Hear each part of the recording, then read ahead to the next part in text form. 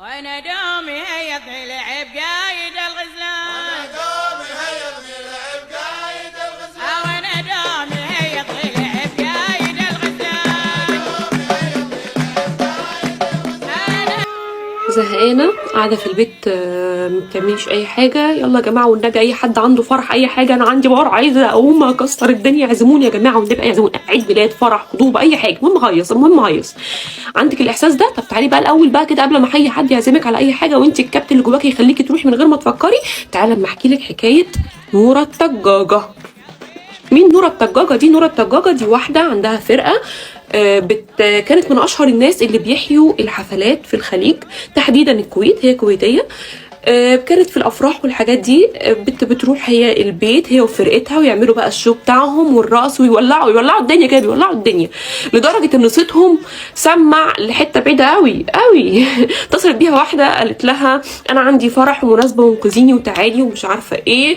قالت لها طب المكان فين؟ واضح ان المكان كان في حته هي بتقول ان هي بعيده شويه ومهجوره، بس واضح كده والله اعلم ان الموضوع كان جايب همه.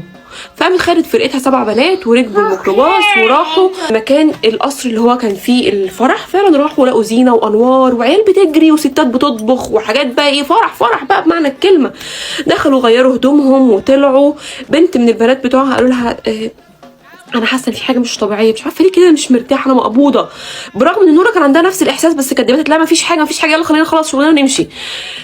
قالت لها لا الستات وانا بسلم على واحده منهم ملمس وشها خشن مش طبيعي. قالت لها بس بطلي انت بتقولي ده، يلا يا جماعه احنا هم ساعتين 3 وايه وهنخلص شغلنا وهناخد فلوسنا وهنروح.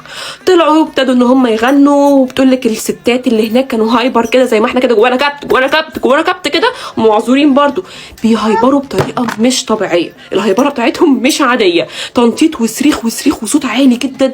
البنات حسوا ان في حاجه مش طبيعيه. نوره الطجاجه نفسها شافت ان اللي تحت الفساتين مش فاكرين كده هنيدي رجل معزه زي دي كده، اهو ده اللي هي بالظبط هي شافته. وهي شافت رجول مش بني ادمين. ابتدت ان هي تغمز للبنات واحده، كل واحده تسحب نفسها تروح تغير هدومها، طب يلا تعالوا، لحد ما راحوا على بالحنين كده قاموا طالعين كده على الباب وقاموا ماشيين. بصوا لبعض انهم مش مصدقين هم طلعوا، يا جماعه بجد. بيبصوا كده وراهم على البيت اللي هم كانوا بيعملوا فيه الفرح، لقوا ايه؟ البيت المنور اللي كله هيصه، كله عيال الستات بتطبخ الاكل الهيصه السويت.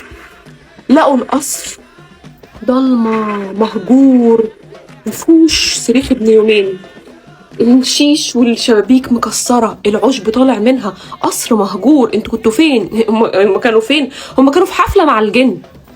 خدوا بالكوا بيتك اولى بيكي، هتروحي حفله مع الجن برضو؟ اقعدي يا ستي في بطانيتك وكلي شيبسيكي وبيبسيكي كده وشغلي كده التلفزيون بالدنيا. باي باي.